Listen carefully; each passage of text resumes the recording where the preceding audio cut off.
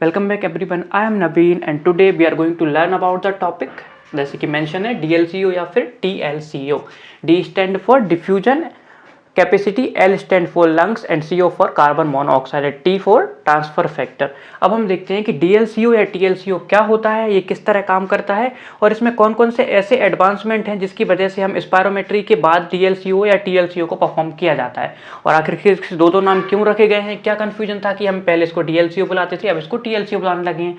तो इन सारे क्वेश्चन के जवाब हमें इस सेशन में मिल जाएंगे. सो फर्स्ट हम इसके नाम से देखते हैं. इसका नाम है diffusion capacity of lungs for carbon monoxide और transfer factor of lungs for carbon monoxide. पहले इसे diffusion capacity of lung for carbon monoxide means DLCO बोला जाता था, लेकिन अब करेंटली ज़्यादातर हम transfer factor of lung for carbon monoxide term का यूज कर रहे हैं. तो यहाँ पे दोनों नामों में हमें कन्फ्यूजन नहीं होना है. अब ये क्या है, हमारा PFT पल्मोनरी फंक्शन टेस्ट के अंतर्गत आने वाला दूसरा टेस्ट. पहला टेस्ट कौन सा था हमारा, स्पायरोमेट्री. स्पायरोमेट्री में हम क्या कर रहे थे, डायनामिक लंग वॉल्यूम्स के बारे में पता कर रहे थे. लेकिन डिफ्यूजन कैपेसिटी में हम क्या पता करेंगे, यहाँ हमें देखना है बेसिकली कि जो हमारे लंग्स हैं उनके अंदर जो हमारी एल्वियोलाई है वहाँ पर जो डिफ्यूजन होता है. देखो ये हमारी क्या है, एल्वियोलाई है. उसके पास होती है एक पर्टिकुलर एल्वियोलाई के पास क्या होती है, कैपिलरी. एल्वियोलाई के अंदर होती है हमारी ऑक्सीजन और कैपिलरी में होता है डीऑक्सीजनेटेड ब्लड. डीऑक्सीजनेटेड ब्लड मतलब इम्प्योर ब्लड, जहाँ पे CO2 ज़्यादा होती है. तो क्या करती है, जो कैपिलरी होती है वो CO2 को हमारी एल्वियोलाई की तरफ भेज देती है. एल्वियोलाई से लंग से होते हुए बाहर आ जाती है. ठीक है, हम इसको एक्सहेल कर देते हैं. जो ऑक्सीजन है वो क्या होती है, ऑक्सीजन को पहले हमने इनहेल किया था, एल्वियोलाई तक पहुंची, एल्वियोलाई से हमारी कैपिलरी में पहुंच जाएगी. यहाँ पे जो ब्लड है, यहाँ पे हीमोग्लोबिन है, वो ऑक्सीजन के साथ में बाइंड करके इसको ट्रांसफर करके टिश्यूज तक ले जाएगा. तो ये जो हमारी है एल्वियोलाई और यहाँ पे कैपिलरी, तो यहाँ पे एक जो मेम्ब्रेन बनती है इसे बोला जाता है एल्वियोलर कैपिलरी मेम्ब्रेन. ठीक है, तो ये एल्वियोलर कैपिलरी मेम्ब्रेन का काम क्या होता है, गैसों का डिफ्यूजन करना. ठीक है, इधर से उधर डिफ्यूजन कर रही है ना, ऑक्सीजन को उधर दे रही है और CO2 को बाहर निकाल रही है.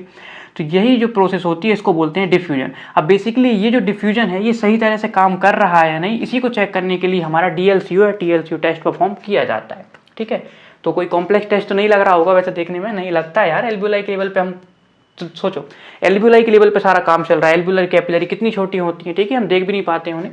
तो एल्वियोलर कैपिलरी मेम्ब्रेन पर ये पूरा का पूरा प्रोसेस चलेगी. एल्वियोलाई और कैपिलरी मेम्ब्रेन के इर्द गिर्द ये सारी प्रोसेस घूमेगी. अब देखो ये किस तरह काम करेगी, जैसे हमारे डिफ्यूजन के जो भी रूल्स काम करते हैं, डिफ्यूजन के लिए जो लॉ काम करते हैं, वही सारे के सारे लॉ यहाँ पे हमारे DLCO या TLCO केस में काम करेंगे. ठीक है, जहाँ पे मतलब जो चीज़ें डिफ्यूजन को बढ़ाएंगी वो चीज़ें DLCO को इंक्रीज करेगी और जो चीज़ें DLCO को डिक्रीज करेंगी वो हमारे डिफ्यूजन को डिक्रीज करेंगी. सारा खेल यहाँ पे किस चीज़ का है, डिफ्यूजन का है. तो इसे क्या बोला जाता है, diffusion capacity of lung for carbon monoxide या transfer factor of lung for carbon monoxide. अब एक क्वेश्चन आ रहा है, कार्बन मोनोऑक्साइड तो हमारे लिए बहुत हानिकारक होती है, तो आखिर कार्बन मोनोऑक्साइड का यूज क्यों किया जा रहा है. तो ये हम जानेंगे इस लेक्चर के लास्ट में कि हम यहाँ पे कार्बन मोनोऑक्साइड का यूज क्यों कर रहे हैं. क्योंकि हम तो ऑक्सीजन का यूज करके भी यहाँ पे नाइट्रोजन के ऑक्साइड्स का यूज कर लेते, ऑक्सीजन का यूज कर लेते. नाइट्रोजन तो हमारे पास वैसे भी 78% है, तो नाइट्रोजन से हम कैलकुलेट कर लेते थे डिफ्यूजन, या ऑक्सीजन से कर लेते क्योंकि ऑक्सीजन तो हम नॉर्मली इनहेल करते हैं.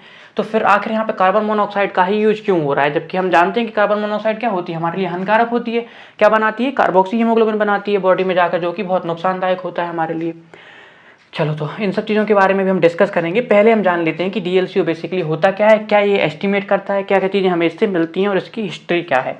So the first thing is, इसकी डेफिनेशन से स्टार्ट करते हैं या कौन कौन सी चीज़ें इससे हमें पता चलती है. It estimates the ability of the lungs to transfer oxygen from alveolar gas to red blood cells. अब यहाँ पे रेड ब्लड सेल्स का क्या मतलब होगा, बेसिकली हमारी कैपिलरी तक या जो इम्प्योर ब्लड है वहाँ तक ऑक्सीजन को पहुँचाना. ठीक है, क्या एस्टिमेट कर रहा है, एस्टिमेट मतलब पता लगाता है. एबिलिटी ऑफ द लंग्स की एबिलिटी को, फेफड़ों की क्षमता को, to transfer oxygen from alveolar gas to RBCs या रेड ब्लड सेल्स.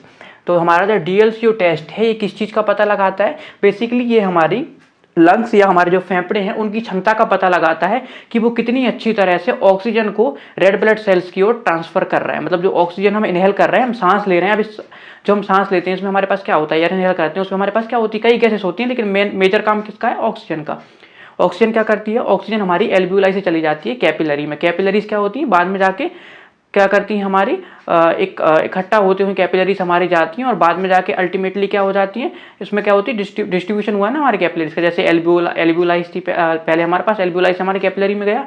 अब कैपिलरीज क्या करेंगी, कैपिलरीज सारी आपस में मिल जाएंगी और इस प्योर ब्लड को क्या करेंगी बाद में पूरे उसमें हमारी बॉडी है उसमें क्या कर देगी, सर्कुलेट कर देगी। तो इस तरीके से हमारा क्या होता है, एल्वुलर कैपिलरी मूवमेंट यहाँ पर होता है गैसेस का, जैसे हम बोलते हैं क्या, gaseous diffusion. So it estimate the ability of the lungs to transfer oxygen from alveolar gas to red blood cells. Basic काम क्या है हमारा, यहाँ पे हम डीएलसीओ टेस्ट से या टीएलसीओ टेस्ट से क्या पता लगा रहे हैं कि जो हमारी लंग्स है, हमारे जो फेफड़े हैं, उनकी ऑक्सीजन को ट्रांसफर करने की क्षमता कैसी है, अच्छी है या नहीं है।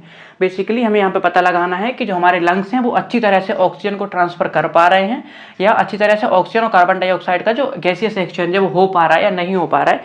इसी चीज़ को पता लगाने के लिए हम परफॉर्म करते हैं डीएलसीओ या टीएलसीओ टेस्ट।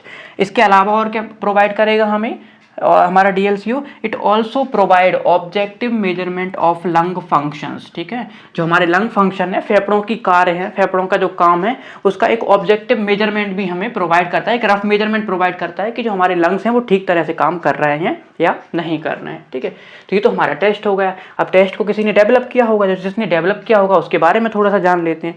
तो अगर हम हिस्ट्री की बात करें हमारे डीएलसीओ की, जैसे स्पायरोमेट्री की एक बड़ी सी हिस्ट्री थी, इतना कॉम्प्लेक्स हमने इसकी हिस्ट्री को नहीं बनाया है। जो डीएलसीओ है, डीएलसीओ को इंट्रोड्यूस किया था मैरी एंड ऑगस्ट क्रोग ने इन 1950, 1915 में या 1950 में मैरी एंड ऑगस्ट क्रोग ने इसको इंट्रोड्यूस किया था। और कैसे इंट्रोड्यूस किया था, क्रोग सिंगल ब्रीथ डीएलसीओ टेक्निक। ठीक है, जो जब सबसे ज़्यादा फेमस हमारी टेक्निक है अभी भी, इसमें मॉडिफिकेशन हुआ है, अभी करंटली क्या हुआ है, इसमें मॉडिफिकेशन होगा, एक मॉडिफाइड क्रोग सिंगल ब्रीथ डीएलसीओ टेक्निक आ गई है। लेकिन जो हमारी सबसे कहते हैं फेमस एक टेक्निक थी ना, वो हमारी इंट्रोड्यूस की गई थी मैरी एंड ऑगस्ट क्रोग के द्वारा 1915 में, और तभी से हमारे पास ये मेथड चली आ रही है और इसमें मॉडिफिकेशंस होते रहते हैं। तो क्रोग सिंगल ब्रीथ डीएलसीओ टेक्निक के रूप में 1950 में मैरी एंड ऑगस्ट क्रोग ने इसको इंट्रोड्यूस किया था। इसके बाद हमारे पास क्या हुआ, जैसे जैसे हमारी इंजीनियरिंग में एडवांसमेंट हुए, अच्छी मशीनरी हमारे पास बनती आई, तो धीरे धीरे करके हमारे पास इंफ्रारेड सीओमीटर्स आने लगे हैं, जो कि बहुत ज़्यादा एडवांस होते हैं और उनसे हमें ज़्यादा जानकारियाँ मिलने लगती हैं। तो इस तरह हमारा डीएलसीओ या टीएलसीओ टेस्ट होता है। तो बेसिकली डीएलसीओ का काम क्या है, डीएलसीओ का सबसे पहले हम जानते हैं कि है क्या ये। तो डीएलसीओ क्या है, diffusion capacity of the lung for carbon monoxide और transfer factor of lungs for carbon monoxide. मतलब कितनी कार्बन मोनोऑक्साइड को लंग ट्रांसफर कर पा रहे हैं, इस टेस्ट के थ्रू हम ये चेक कर रहे हैं। यहाँ पे ऑक्सीजन के सरोगेट के रूप में किसका यूज किया है हमने, कार्बन मोनोऑक्साइड का। मतलब वैसे हम ऑक्सीजन लेते हैं, लेकिन हमने यहाँ सीओ के द्वारा, सीओ का यूज करके हमने यहाँ पे चेक किया है। बेसिकली क्या करती है, estimate the ability of the lungs to transfer oxygen from alveolar gas to red blood cells. ये जो टेस्ट है, इस टेस्ट का बेसिक यूज होता है कि लंग्स की, फेफड़ों की क्षमता को मापती है कि वो कितनी अच्छी तरीके से ऑक्सीजन को ट्रांसफर कर पा रहे हैं। ठीक है, एल्वियोलर कैपिलरी मेम्ब्रेन के अक्रॉस कितने अच्छे तरीके से गैसों का एक्सचेंज हो रहा है। It also provide objective measurement of lung functions. अब देखो, अगर गैसियस एक्सचेंज अच्छे से होगा तो इसका मतलब हमारे फेफड़े अच्छे से काम कर रहे हैं, हमारे लंग्स अच्छे से काम कर रहे हैं, और अच्छे से नहीं होगा इसका मतलब लंग्स में कोई इशू आ रहा है। तो इससे क्या पता चलेगा हमें कि हमारे जो फेफड़े की कार्य क्षमता का पता लग रहा है। It also provide objective measurement of lung function. जो हमारे लंग फंक्शन है, फेफड़ों के फंक्शन है, उनके बारे में भी ये टेस्ट हमें बताता है। हिस्ट्री की बात करें तो इंट्रोड्यूस किया था इसको मैरी एंड ऑगस्ट क्रोग ने 1950 में, 1915 में इसको इंट्रोड्यूस किया था एज क्रोग सिंगल ब्रीथ डीएलसीओ टेक्निक। क्रोग की सिंगल ब्रीथ डीएलसीओ टेक्निक या सिंगल ब्रीथ होल्डिंग मेथड के रूप में इसको इंट्रोड्यूस किया गया था। तो ये है हमारे डीएलसीओ की टेस्ट की डेफिनेशन और क्या क्या ये एस्टिमेट कर रहा है, और इसके अलावा हिस्ट्री की इसको किस तरह इंट्रोड्यूस किया गया था।